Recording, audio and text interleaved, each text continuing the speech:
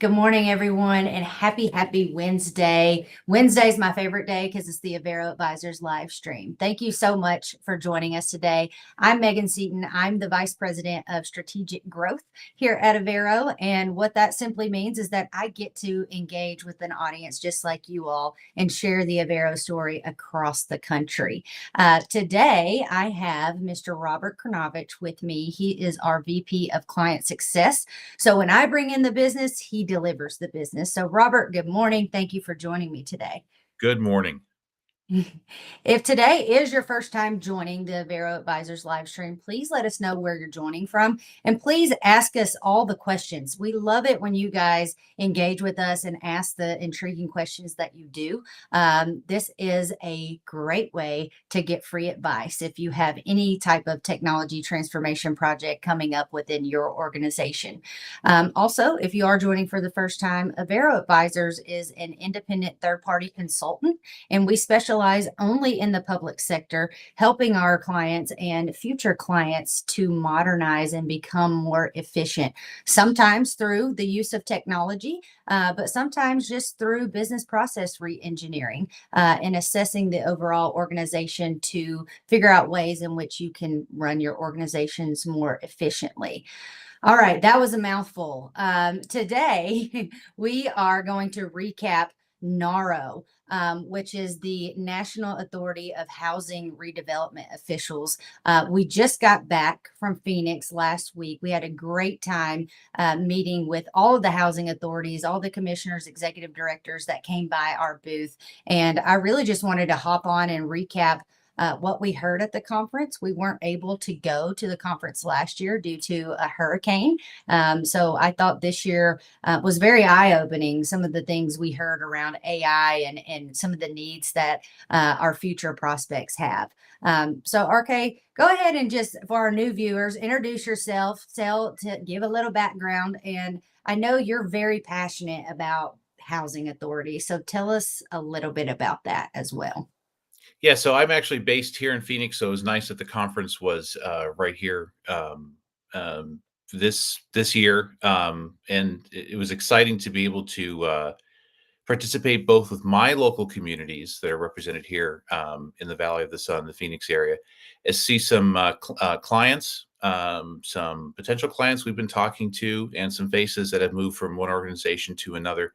And you're right, housing is very near and dear to me. I've always been a public servant at heart. I'd had 20 years in state and local government. When I came to Avero, I did housing authority, project management for housing authority projects. It was fun. It was exciting. The incredible diversity of needs and wants and way we can fill those with technology was always an exciting part of that. We happened to be going through something called the pandemic when I was a project manager with housing authority. So there was really a lot of last minute scramble to provide some technology solutions that take care not only of how are you going to get your employees to be able to still show up for work, this time remotely though, which a lot of housing authorities had not had to deal with and had not figured out. But two, how are you going to engage with your landlords? Because during the pandemic, landlords were counting on that money, especially if the rest of their business was already shutting down and they only had their rent income. It was very important for the housing authorities to stay engaged with landlords, Mm-hmm. not only to preserve the economics of the region because of the impact housing authorities will have on there, but just because it's important for landlords to be able to transact business with the housing authority without having to go into the housing authority, especially if it was closed due to state orders or the pandemic itself. So it was always rich for a lot of really good low hanging fruit solutions, a lot of forward thinking. But what I really just enjoyed about housing is just this vision of providing a very basic, necessary human need, a service to be able to fill that, and then getting in there and seeing how rich of an economic engine that is for the region. Not only a small housing authority, but also large housing authorities as well have incredible economic impacts that a lot of time people don't see or they don't know about. So it has always been very near and dear to my heart for a lot of those reasons because it's fun, it's interesting, it's engaging. There's always solutions that need to be come up with that are forward thinking, and the same thing with HUD. HUD still puts a lot of pressure on housing authorities. They want you to be entrepreneurial. They want you to really think about what solutions you can come up with and what you can do to be able to solve a lot of these, so there doesn't have to be continuous mandates from above to tell every housing authority how to do one thing or another. So all that comes together for an incredible project, a lot of fun, really great people, public servants as well, and then seeing how it makes an impact in the community. Yeah, absolutely. I couldn't agree more, and I've only been in this business for almost 5 years, but the executive directors and the commissioners and the housing authority employees are so, so, so very passionate about helping those in need and delivering those services to their constituents. And so that's just really encouraging to see. They're so, so passionate, so passionate. So, why is a conference like NAHRO important for our housing authority clients to attend? Like, what are some of the things that they might learn or might uncover at a conference like NAHRO? Yeah, so and to go back what you said about commissioners, executive directors, they are really interesting, fun people. I mean, some people wouldn't necessarily assume that, but they really are great people. They came by and talked to us a lot. They were so engaging. You can tell that they really care about what they're doing. They take this very seriously, but they're very they're just great people to talk to. So the opportunity, I think, is that first, which is not only for us to be able to talk to folks as well, but other housing authorities, especially at the commissioner level, can engage at NARO that they otherwise would not have the time for. Or maybe they have a siloed instance, especially in some of these other C-suite level positions at housing authorities, where you feel like, especially in compliance as well, you can feel like, well, I'm the only one that is experiencing this because we're the only housing authority that has this one special program, or we're an MTW authority to be able to do things like that. So I think it's the engagement with one another. It's engagement with the vendors where they can ask all sorts of questions. Whatever ERP platform they're on, they're likely going to have that vendor at that conference as well. So for good or for Mhm, bad, and it's a mix, honestly, because sometimes we'll see people engage with their software vendor there, and it's not on great terms. But when you have an audience of 6 or 7 people from that software vendor there, suddenly you can get the attention maybe you're not getting regularly mhm. out of your ERP customer relationship. And then the sessions themselves are really engaging and interesting. So there's this perception sometimes that these conferences are, it's 3 or 4 days of people to show up and have some fun, and maybe if you learn something or you come back with some good knowledge, so be it. But no, it's the complete opposite. They take this very seriously. It's about engagement, both peer to peer, as well as the software vendors, and as well as the leadership of NARO, which is really, really good on putting these conferences on. Yeah, I would go to bat and say they are the best. Sorry, I'm very opinionated, but NARO is a very well planned show. It is very easy to attend as a vendor, and it is very organized and put together, and help is always there. So, just a small shout out to how NARO is set up. I've really enjoyed being engaged with the leadership of that organization. Robert, what value do we see in attending a show like NARO? I know a lot of our listeners don't even know that we engage in housing, or that, the majority of our business, right, was built on helping housing authorities. So talk a little bit about the value we see in attending a conference like NARO. The long-term value for me not only is the customer base, of course, but it's also I get to stay engaged with folks we've done projects for in the past, which is Mhm, important for me for a number of things. The first one being that I have to have really good references for us to be able to continue in this business, and we have a lot of great relationships with other housing authorities we've worked with in the past. I know I can list them as a reference, or if a potential client has a question, it's like, by all means, please contact this person at this housing authority. I think they're going to give you a really good, straightforward picture as to what their experience was engaging with us. So the value for me is I actually get to engage with these users, as well as if they're in a new organization. What are the struggles that are going on there? That project we did for you 3 or 4 years ago now has some additional funding that's coming up. What can we do, or how can we help you for that? And the other part of it too, which I always talk about in here, is just the free advice. Come by and come talk to me. Mhm. Um, and just, tell me what's on your mind, what the concern was. We had several people that said, "Hey, I just came out of this session. What do you think about that? Or what are the possibilities of our ability to address that?" But I love talking housing authorities. So it's a great way to interact with people in a somewhat not low key, but it's a rather casual environment in that people will It is. interact easily. And I love NAHRO leadership for the fact that they were coming by the booth and talking to us and engaging with us. They weren't just a committee that goes and meets in a small room in some private place for most of the conference. So just the engagement itself, and then really finding out what's on their minds. And of course, Mhm. mentioned AI was a big topic this year as well, but usually in a way that you wouldn't necessarily get in other conferences or other situations, because it's the combination of the sessions providing them some really good ideas.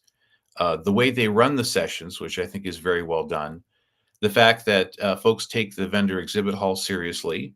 They're not just coming by to pick up swag or things like that. They actually want to talk and they want to engage. And then just the peer-to-peer discussions that you have there.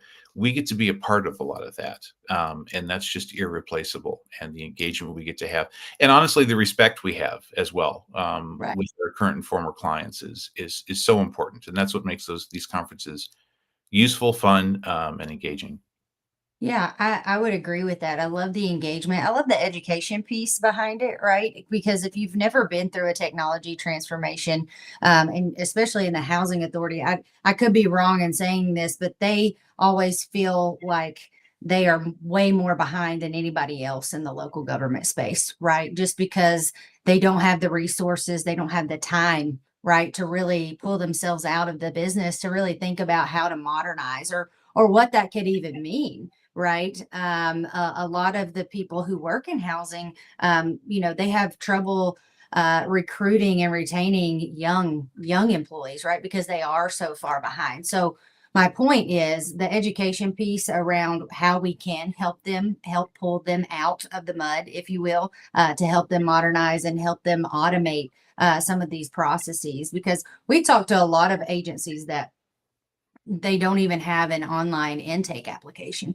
right? Everything I heard a lot about, we want to get away from paper, right? We want to digitize everything, but there's more to that conversation, right? They don't know how. How do you go about doing that? What do I need to do first, right? And so the education and educating those folks on what we do and how we can help, because I think it is confusing when they see our booth. They're like, okay, technology consultant. So what is your product, right? It's like we don't sell any product. Okay, well, who do you work with? Well, we work with everyone, but what is your issue? What is your main problem when it comes to running your organization? So just educating folks on who Avero is and what we can do and how we can work alongside them to help them become more efficient. And I do agree. I love that the NAHRO staff, the newly elected president, Sean Gilbert, shout out to you. Congratulations. He did stop by the booth several times to not only ask about Avero and what we're seeing, but what NAHRO could do better from a conference standpoint. And so I gave them a few ideas of what I thought, but they listened to me, right? And I really do think that they will take that feedback and design the conference or implement some new ideas in the years to come. Um, the sessions, I love the sessions. I love that vendors can attend the sessions without having to buy another registration, right? So one of the sessions we attended, and there were several around the use of AI, but one of the ones that I attended, there was a panel, and actually it was hosted by one of the big players in the housing authority software space. And I thought, oh no, this is going to be a sales pitch, right? It wasn't. So they hosted, and then they had, I think it was two or three executive directors from some larger housing authorities who have implemented AI. And then there was a consultant on the panel as well. And again, I was like, oh no, I don't know how this is going to go. But it was so good and so educational. So I want to dive into what we heard in the realm of AI. So, Robert, I know you were at the booth a little bit more than I was, but what were you hearing? Some of the folks coming by, and then we'll dive into what the session, some of the nuggets I got out of the session. Yeah, so there was with AI, there was the people we were talking to at the booth. There was this mix of optimism about, hey, we're really starting to figure out what this is and see how this is going to work for us, and the possibilities are significant. But there's this other there's this other concern as well. I would see on faces where it's almost like panic. It's like, I this is coming. Mhm. I don't know what to do with it. I don't even know where to start. Is this going to cost me a lot of money? Is this going to be a retention issue for me? Because there's so many things in play here. So I'll start at the higher level. So again, looking at using AI, especially in housing authorities, there's three key things that you really have to figure out. And the reason is, if you don't have a lot of these particular things in place, your solutions are likely going to fail. And it's just simple as that. And worst case is you have a waste of resources, being money and people's time as well. It's Mhm. not as daunting as you think, but there needs to be some planning. So the first one is you really have to have a readiness assessment and understanding, where are we as an organization for adopting AI? Because it's not only just the technology piece of it, but it's also the change management aspect. It's your community engagement. It's the way you deal with public relations, because there are still some communities out there that AI is not a great term to bring to a public meeting or even talk about. Mhm. Not as much in housing authorities, but you have to be very careful about the perception that people have about their privacy, and how are you going to handle that, and how are you going to take that seriously. So the readiness assessment isn't necessarily, are you ready for AI or not? It's looking at, where are you on the spectrum of adoption?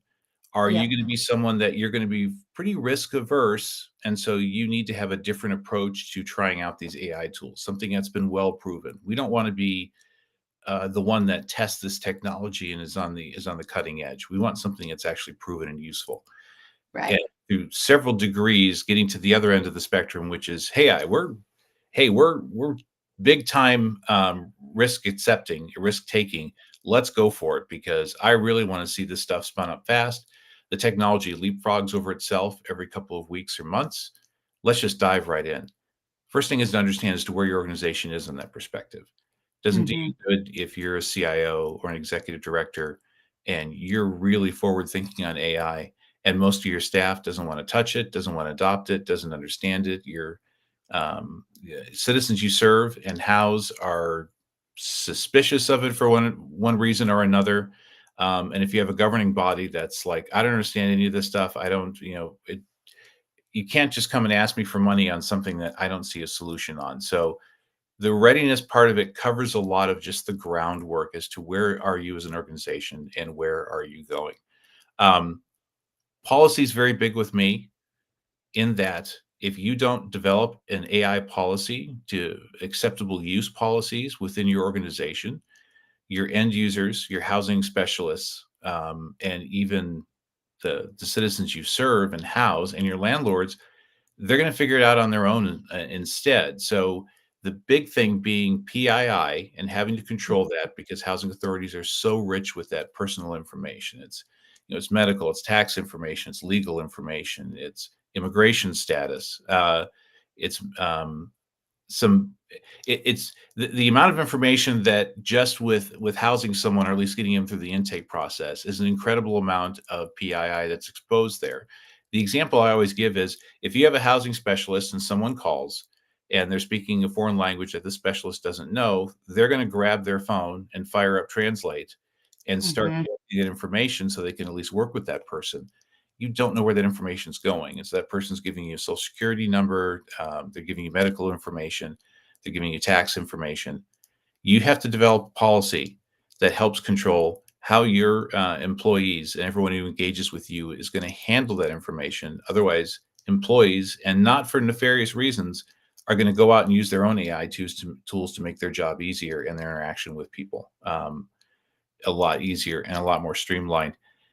And for me, the other important piece that gets overlooked is the vision aspect. Mhm. And this one I'll just state simply: you need to tie your AI solution to a vision of what you're looking to do as an organization.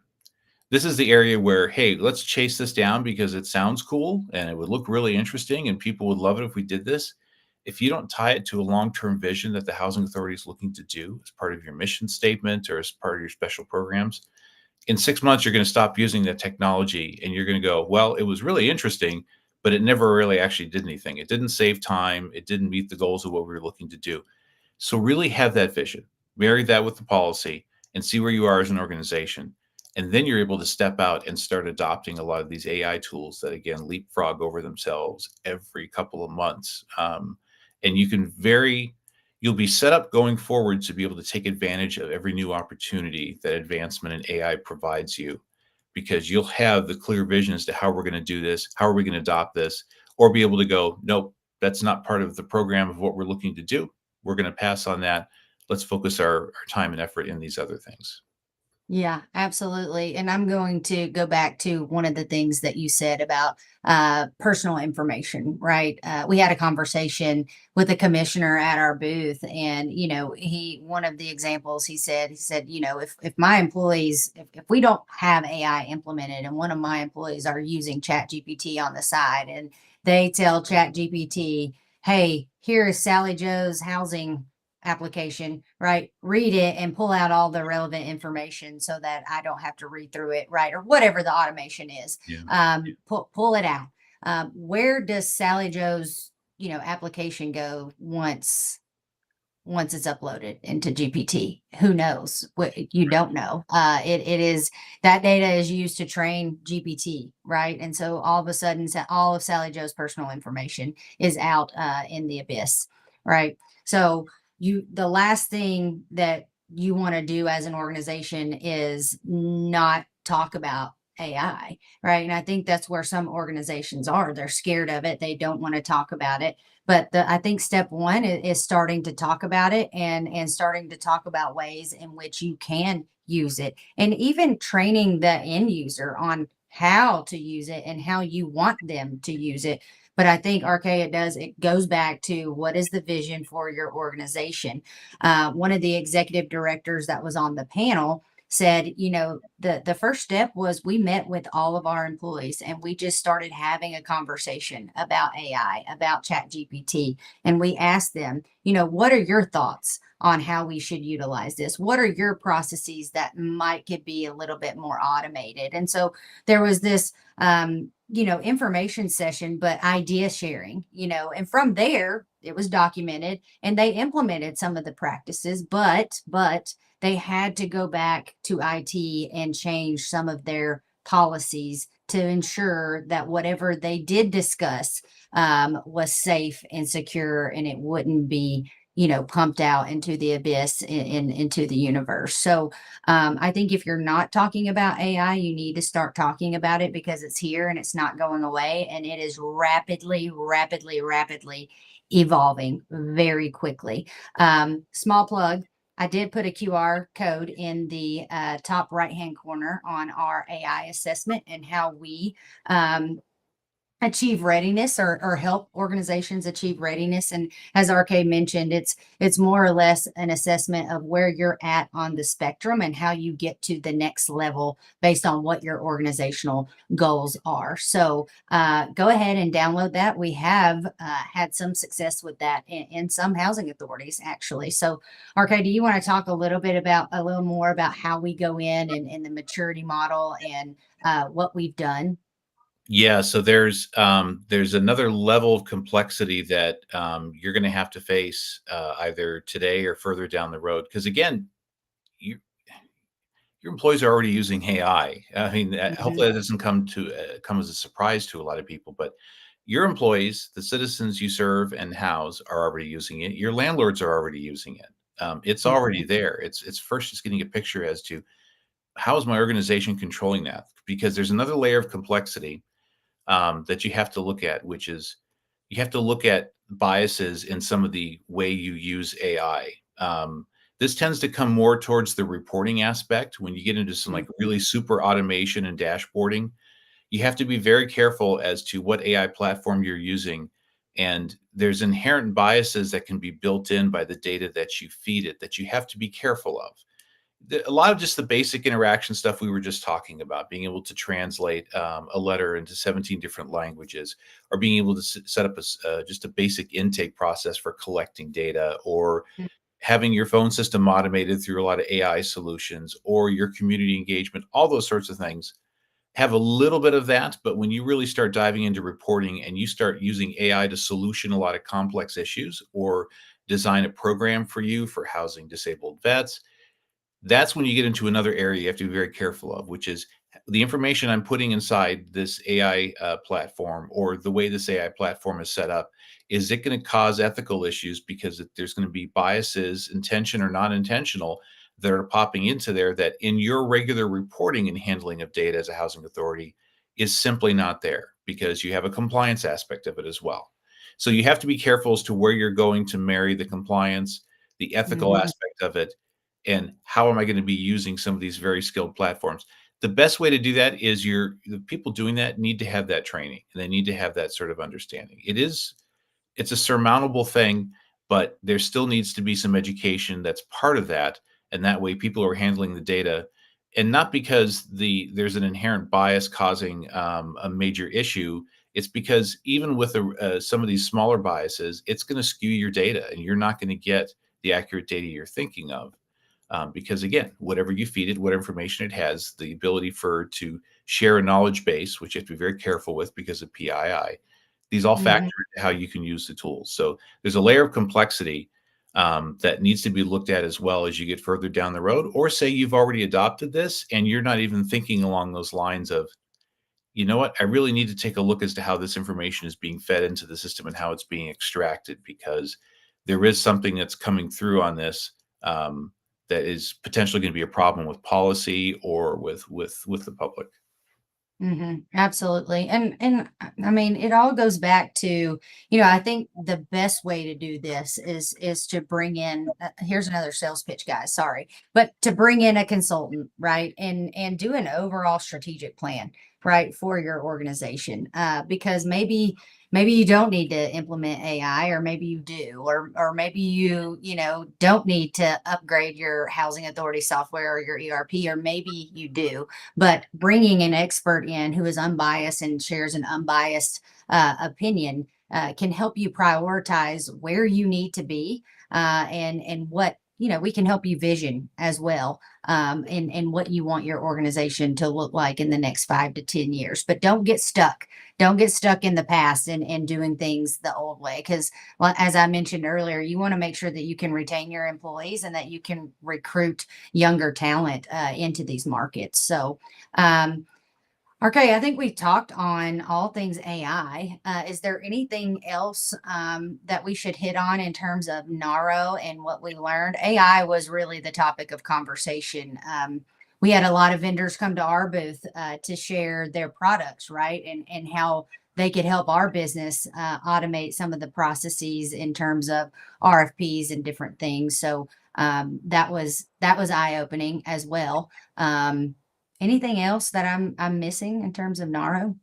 Well, the cybersecurity aspect of it as well, because we Yes. help a lot of housing authorities with their cybersecurity, their basic IT ops, PII compliance, remote connectivity out in the field, you name it. We've helped them with multi-factor authentication, um, reporting issues. So PII, like we talked about, still top of mind with a lot of people, because a data breach or a data exposure it's not only you're going to get a lot of questions from the feds, you're going to get a lot of questions from your cybersecurity insurance provider, which is very important to Mhm. understand how these policies are evolving.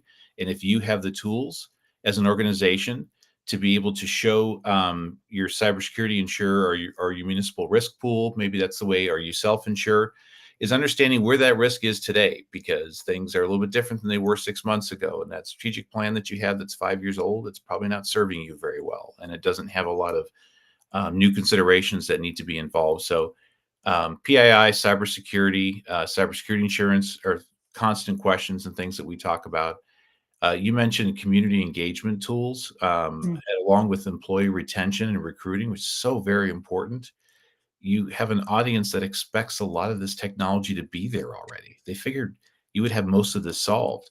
And because most housing authorities, as well as state and local government, is actually having a retention issue, even though the job market's changed a little bit. But it's still very difficult for a lot of these organizations to offer really competitive salaries. So you have to find other ways to attract them. And being a place that is actually using modern tools, I guess would be the broad way to sum that up, and not scare someone away because they're like, "Are you kidding me? 70% of my job is a manual process that I do in an Excel spreadsheet." It's hard to get people in the door, but it's also hard to get them to stay sometimes. And you invested all that money to find them. So employee retention continues to be a big thing. And even just the pressure from HUD to look entrepreneurial, to solve a lot of process issues through technology and not just hire another position. Or you have a lot of people that are retiring fairly soon. And so now I have this Mhm. chunk of the workforce that I have to replace. What are ways I can fill that with technology solutions? So that, along with, of course, ERP, which housing authorities tend not to call it ERP. It's their foundational housing workflow product, and their financials and their HR piece is how they look at that. Those are constant topics, and this year as well. Funding's always a consideration. People are not too terribly concerned, but it's a weird environment right now as to how this is going to play out. So it sits in the back of their mind. If I really want to do this project, I probably should do it now because I don't know what's going to be there 2 or 3 years later. So those are the main things that we heard people talking about or we were engaging on a regular basis.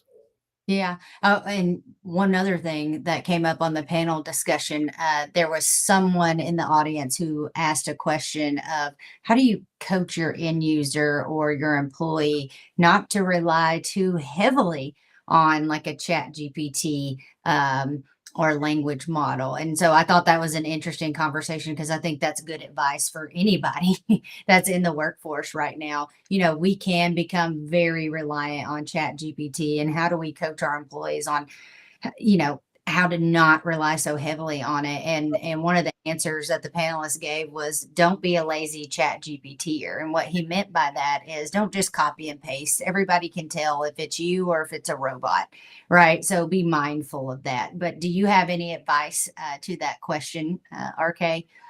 No, it's a great point because you still have a number of people in housing authorities that have been there quite a while, and Hmm. getting close to retirement. Um, I won't point out age brackets, especially because I'm getting up there as well. But there still are a subset of users that any technology change, and especially AI, scares the heck out of them. Yeah. And they fear it for logical reasons, because they're like, I don't use it now. I going to be able to use this? Is there like an expectation that I have to be able to use that, and I have to have a level of Yeah. proficiency in order to retain my job? So I think it's the change management concept that really needs to be tackled, and we've helped organizations with that as well. You don't need to send someone off to 3-day class on using AI. You could have a 45-minute session with users that still have questions, or they're like, I've never even used it. I barely use the apps on my phone. What's a good way for me to figure out how to use this? We can show the structure as to what this all means, because of course it's incredibly complex in the details, but the It actual is. overall summary as to how AI works, and the purpose behind it can be very easily put together, in a 2 or 3 minute discussion so that they understand what it is, and most importantly what it's not, because I think that's what people fear. It's the fear of the unknown. So very very astute and very important question and concept to deal with, because it's not just hiring younger talent coming in and they're already using this and they're expecting it to be able to use it in their job. You still got people that are like, I don't know how this technology is going to affect me. You have a lot of executive directors out there who actually sort of fear Mhm. the technology, not because they don't like it, because they feel like I don't understand it because I don't spend every day working on it. So the change management Right. aspect of the messaging so important. It is very important. A lot of people feel as though AI is going to replace their jobs, right? And our messaging is always it's not going to replace your job. It's going to make your job easier, but you better know how to use it because somebody else behind you will. So just making sure that you're staying up to date, and as RK mentioned, engaging with our content, reaching out to us, letting us know what you need in terms of training, and just having a conversation with your employees of your organization around what it can do for you, and ask them, what they need in terms of automation, and gather their insights. No, that's Well, we're going, it's oh, a go ahead. yeah, that's a great point, Megan. You need to be able to look at what your current job description is, which, Hmm. probably has like 25 things on there, and you're only able to do 7 of them most days. Be able to look Right. at what your job responsibility is, figure out what you can automate and make easier through AI so you can focus on these other duties. So yeah, you're exactly right. It's not that AI is just going to come and just replace your entire job. It's going to give you the tools to be more efficient at to what you're doing so you can focus on other things. It'll help your job evolve in a lot of situations. It really will. And one of the other things one of the panelists said is, the time is now. It is time for each of us individually to focus on how we can change and become more efficient. But it takes each of us having that mindset and being willing to change, right? Because things are evolving very rapidly. And again, you don't want to be left in the dust. Guys, if you have any more questions for us, we are very much nerds about AI, and we stay up to date on what's going on in the market. You may very soon hear about a few things that we've been working on in the AI realm. So stay tuned for that. I don't know when that is going to launch. I don't want to say too much, but I do want to provide you all with a little teaser because we have been working on a lot internally, and some new service offerings in the realm of AI. So stay tuned. Please join us every Wednesday. We go live at the same time, 10 a.m. Scan the QR code to learn more about the AI assessment and where we've done it in some local organizations across the U.S. And without further ado, thank you, Robert. Thank you for joining me today, and we'll see you guys next week. Thanks. Thank you. Bye.